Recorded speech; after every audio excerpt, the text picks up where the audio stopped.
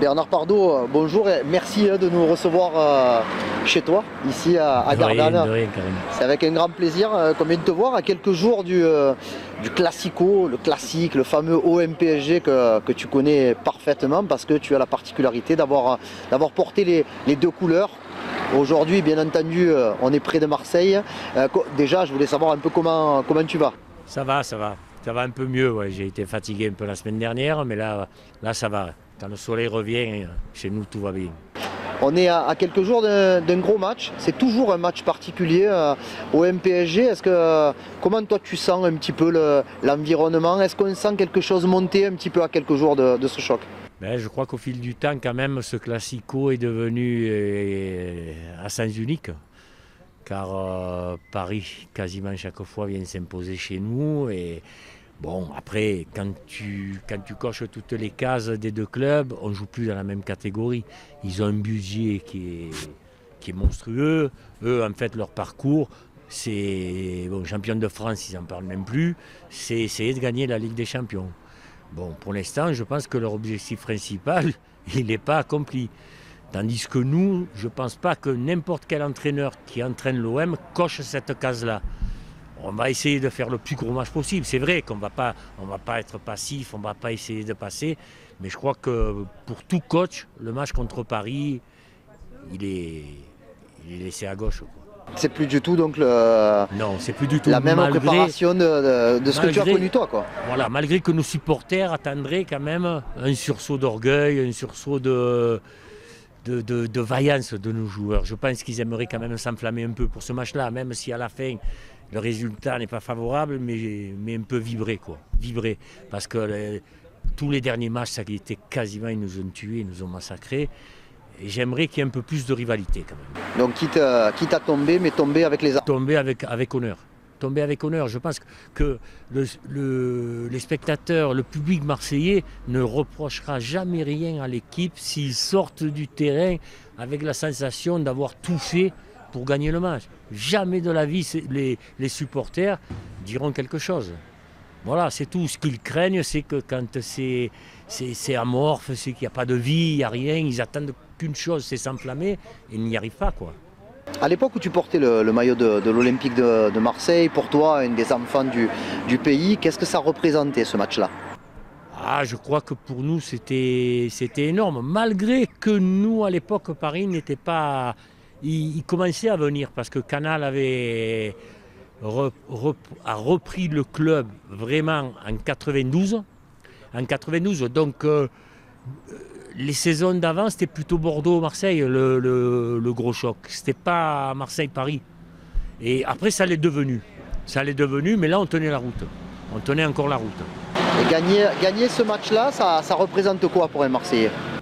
C'est énorme entre la rivalité marseillaise et parisienne. Je crois que c'est un haut fait de battre Paris. Et donc quand tu as été de l'autre côté, avec le maillot de Paris, comment vous envisagiez ce match-là? Disons que c'était compliqué parce qu'en fait c'était Marseille qui était la superstar et Paris était l'équipe montante. Donc c'était difficile d'aborder ce match-là en toute sérénité, quoi.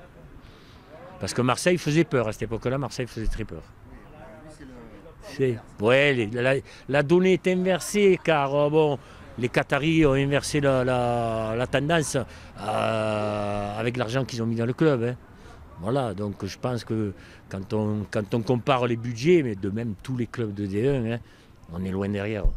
On voit, il y a du monde au bar de la Poste ici à Gardanne. Est-ce que dans des semaines qui précèdent des gros matchs comme ça, il y a beaucoup de gens qui parlent? Oui, il y a toujours, mais bon, c'est vrai que force est de revenir à la raison.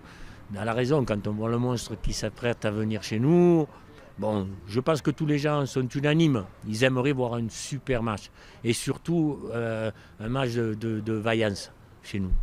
Alors, je me souviens avoir discuté il y a quelques mois avec toi de la période actuelle de l'Olympique de Marseille. On passe vraiment par une saison extrêmement compliquée. On a été en manque de jeu, de contenu, de physique.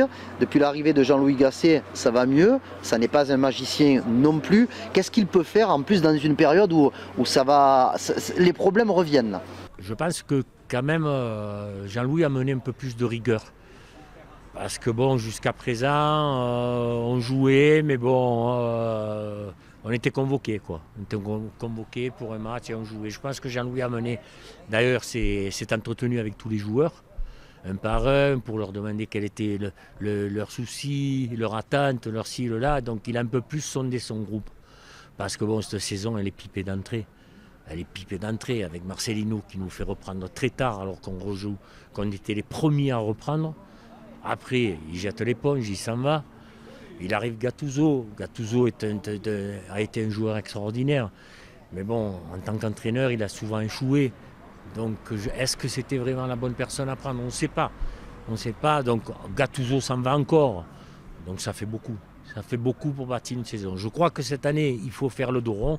Il faut arriver, parce que là, on va traverser une période vraiment dur, en jouant des gros clubs. On joue Paris, on joue Lille, on joue 2 fois Benfica.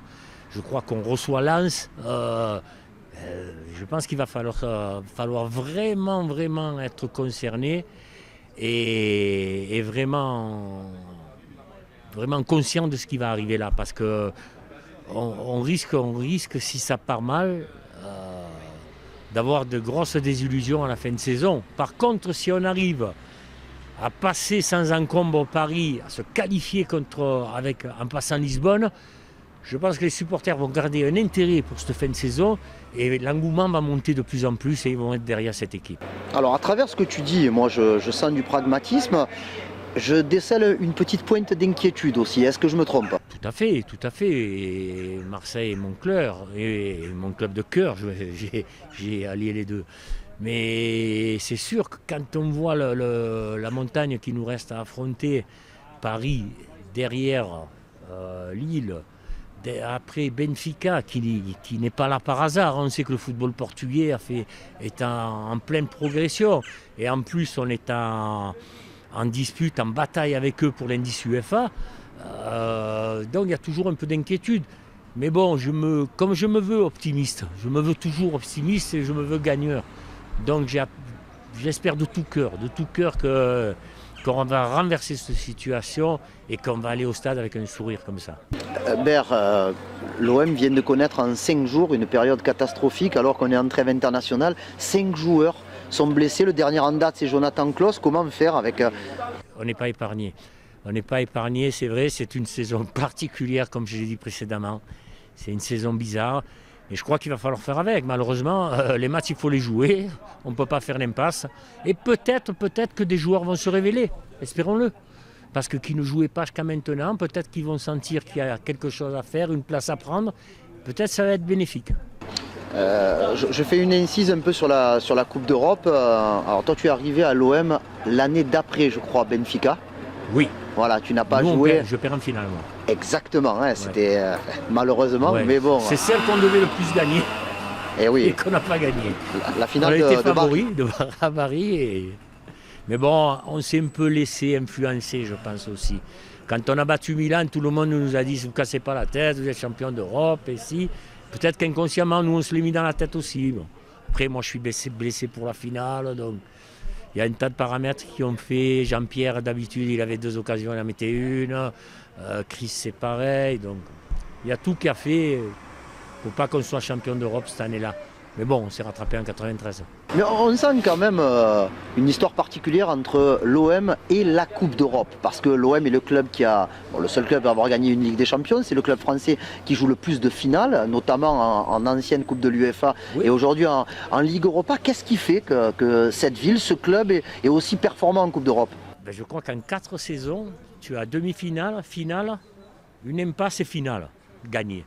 Donc c'est énorme quand même pour un club. Il y a très peu de clubs, mis à part le Grand Ajax, le Grand Milan, qui a réussi à faire ça. L'OM quand même était un très grand de la Coupe d'Europe. intrigant. Je pense qu'on était craint quand au tirage au sort, on voulait éviter l'OM parce que bon, quand même, on était un club de référence.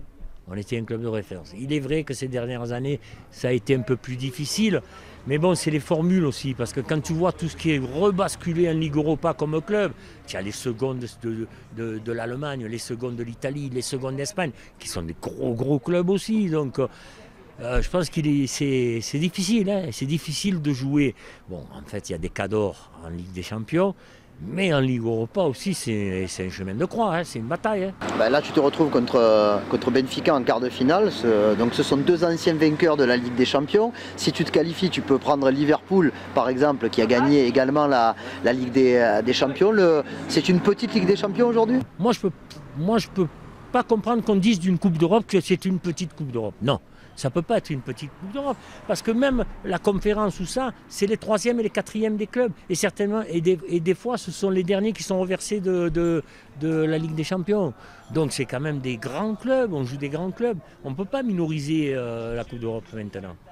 Allez, je termine sur ce match au MPSG dimanche à 20h45. Je ne vais pas te demander de pronostic parce que c'est compliqué, mais comment tu veux voir jouer l'Olympique de Marseille et ressortir sur les coups de 22h30, 23h avec un petit sourire au bord des lèvres ? Moi, comme je l'ai dit précédemment, j'aimerais quand même que les joueurs de l'OM sortent de ce terrain en vraiment...